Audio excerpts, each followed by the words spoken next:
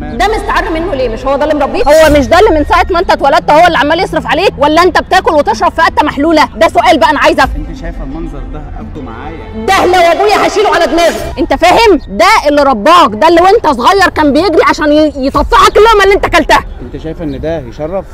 ما دام راجل بيكسب حلال يبقى يشرف. العبايه اللي هو لابسها دي تشرف؟ احسن منك، انت فاهم ولا لا؟ هو يشرفك انت؟ يشرفني. اشبعي بيه.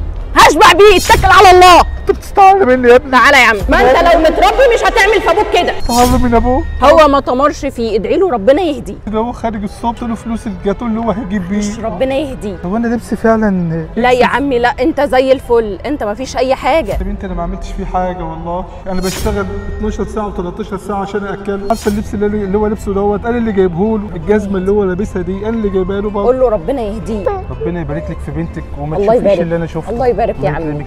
طب انت هتروح فين دلوقتي؟ انا ارض ربنا واسعه هروح. طب انت أشوف معاك أي حاجة. فلوس طيب؟ هو الفلوس اللي كانت معايا اديتها له عشان يجيب جاتوه. طب احنا هنشوف اللي معايا ايه، امسك ال 50 جنيه دي خليها معاك، ويا سيدي انا والله مسامحه. انت اللي جابك تاني؟ اصبري بس ثواني. ايه اللي جابك تاني؟ اصبري، في مايك في ايدي على فكره، احنا بنصور تجربه اجتماعيه وكل الموقف اللي حصل ده تمثيل، ده مش ابويا. بنشوف رد الفعل الايجابي اللي زي حضرتك كده. انا اسفه ان انا مديت ايدي عليك، انا اسفه جدا والله، بس هي فعلا ده طبيعي. ما فيش اي بني ادم في الدنيا بعد ما ابوه رباه وكبره وصرف عليه من ساعه ما اتولد لحد دلوقتي يرمي الرميه دي. حضرتك موافقه ننزل الفيديو ده؟